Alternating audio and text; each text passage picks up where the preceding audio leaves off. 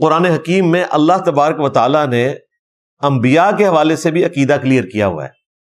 بتوں سے مانگنا تو ایک الگ سے چیز ہے، وہ تو کوئی مسلمان تصور بھی نہیں کر سکتا، لیکن انبیاء سے بھی جو مانگا جاتا ہے اس کے حوالے سے بھی اللہ تبارک و تعالیٰ نے قرآن حکیم کے اندر بالکل واضح ارشاد فرما دیا.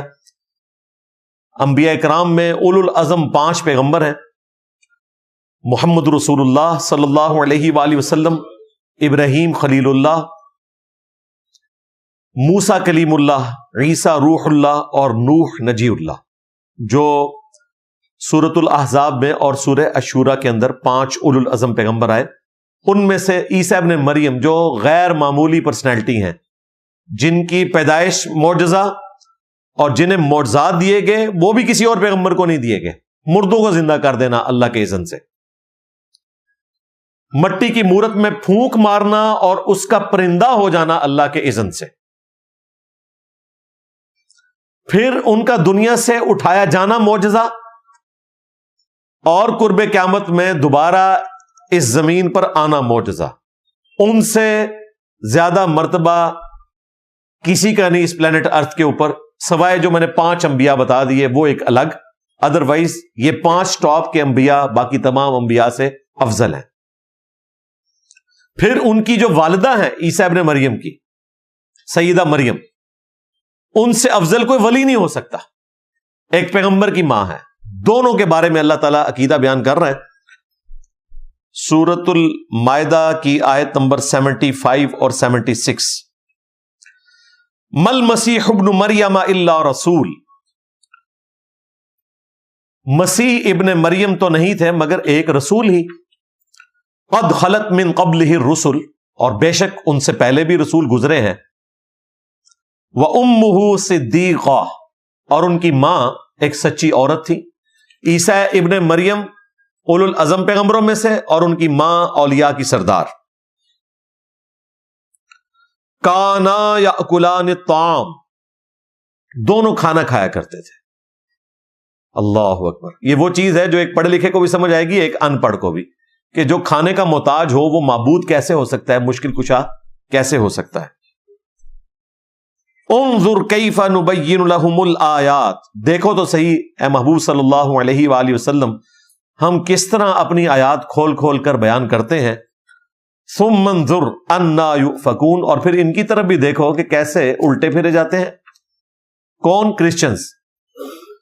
قل اتعبدون من دون اللہ، اے محبوب صلی اللہ علیہ وآلہ وسلم فرما دو ان سے، کیا تم اللہ کو چھوڑ کر ان کی عبادت کرتے ہو؟ اب جب یہ بات ہم کرتے ہیں تو وہ کہتے ہیں دیکھیں یہی فرق ہے، کرسچن جو ہیں وہ عیسیٰ ابن مریم کی عبادت کرتے تھے، ہم تو اولیاء اللہ کی عبادت نہیں کرتے، ہم تو صرف ان سے مدد مانگتے ہیں. پیچھے تو اللہ ہی ہے، اللہ کو پیچھے کر دیا انہوں نے. ہم کہتے ہیں آجا تجھے بتاتے ہیں، آگے چل. ما لا یملک لکم ضرا ولا نفعا، وہ ہستیاں جو نہ تمہارے نقصان کی مالک ہیں اور نہ نفع کی. یہ جھگڑا ہی نہیں ہے کہ کوئی عبادت کر رہا ہے یا نہیں کر رہا. اللہ تعالیٰ تو کہہ رہا ہے عیسیٰ اور ان کی والدہ کسی کے نفع نقصان کے مالک ہی نہیں ہے. تو پھر مجھے کہنے دینا کہ عیسیٰ کے جیسا ہے ہی کوئی نہیں، تیرے بابے تھے شاہ ہی کوئی نہیں، مریم کے جیسا ہے ہی کوئی نہیں، رابعہ بصریہ تھے شاہ ہی کوئی نہیں. ان کے مقابلے پہ ہم اپنی بات نہیں کر رہے. واللہ هو السمیع العلیم، اور اللہ ہی سننے والا، علم والا ہے. ہر مخلوق سے متعلق علم رکھنا اور اس کی فریاد کو سننا یہ اللہ کے ساتھ خاص ہے. لہٰذا اس آیت کے اندر اللہ تعالیٰ نے عیسیٰ ابن مریم اور ان کی ماں کی صرف عبادت کی نفی نہیں کی بلکہ ان کے مشکل کشا ہونے کی بھی نفی کر دی. لہٰذا آپ کا عقیدہ جو ہے وہ اپنی موت مر گیا کہ ہم عبادت تو نہیں کرتے، صرف مشکل کشا مانتے ہیں. اللہ نے کہا یہ نفع نقصان کے مالک بھی نہیں. اور دوسری بات، اس میں اللہ تعالیٰ نے عیسیٰ اور ان کی والدہ کو من دون اللہ بھی کہہ دیا، جو اکثر انہوں نے دھوکہ دیا ہے. من دون اللہ تو وہ ہیں جو اللہ کے مقابلے پہ کھڑے ہیں، اور بھائی یہاں پہ عیسیٰ ابن مریم کو اور ان کی والدہ کو اللہ نے کہا من دون اللہ. قل اتعبدون من دون اللہ ما لا یملک لکم ضرا ولا نفعا. اے محبوب ان سے فرماؤ تم اللہ کو چھوڑ کر ان کی عبادت کر رہے ہو جو نہ تمہارے نقصان کے مالک ہیں نہ نفع کے. مجھے بتائیں اگر عیسیٰ ابن مریم اور ان کی والدہ کو ان کے ماننے والے خدا کے ساتھ شریک ٹھہرائیں یا مشکل کشا مان لیں یا نفع اور نقصان کا مالک سمجھیں تو اللہ تعالیٰ ان کو بھی من دون اللہ کہہ رہا ہے. تو ان کے بابے تو شاہی کوئی نہیں. جب توحید آئے گی تو پھر اللہ کے مقابلے پر اگر کوئی پیغمبروں کو بھی کھڑا کرے گا تو اللہ تعالیٰ ان پیغمبروں کو بھی من دون اللہ کہے گا. ذہن میں رکھیے گا. اس کا کلائمیکس تو وہ سورۃ المائدہ کی آیت نمبر 17 ہے. لقد کفر الذین قالوا ان اللہ هو المسیح ابن مریم. بے شک وہ لوگ کھلا کفر کر رہے ہیں جو کہہ رہے ہیں کہ عیسیٰ ابن مریم ہی اللہ ہے. قل فمن یملک من اللہ شیئا. یہ وہی لفظ ہے, باب شیئی کوئی نہیں, شیئا. اے محبوب فرما دو صلی اللہ علیہ وآلہ وسلم بھلا اللہ کا کوئی کیا بگاڑ لے گا. ان ارادہ اگر اللہ تعالی ارادہ کرے ان یہلک المسیح ابن مریم کہ وہ ہلاک کر دے عیسیٰ ابن مریم کو, ان کی ماں کو اور جتنے اس زمین پر آباد ہیں سب کو ہلاک کر دے.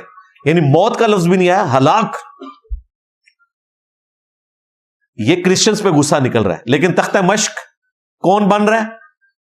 عیسیٰ ابن مریم کے ذریعے سمجھایا جا رہا ہے کیونکہ لوگوں نے انہیں اللہ کے مقابلے پہ کھڑا کیا. پھر اللہ نے یہ پرواہ نہیں کی کہ یہاں پہ کوئی نبی کی توہین ہو جائے گی.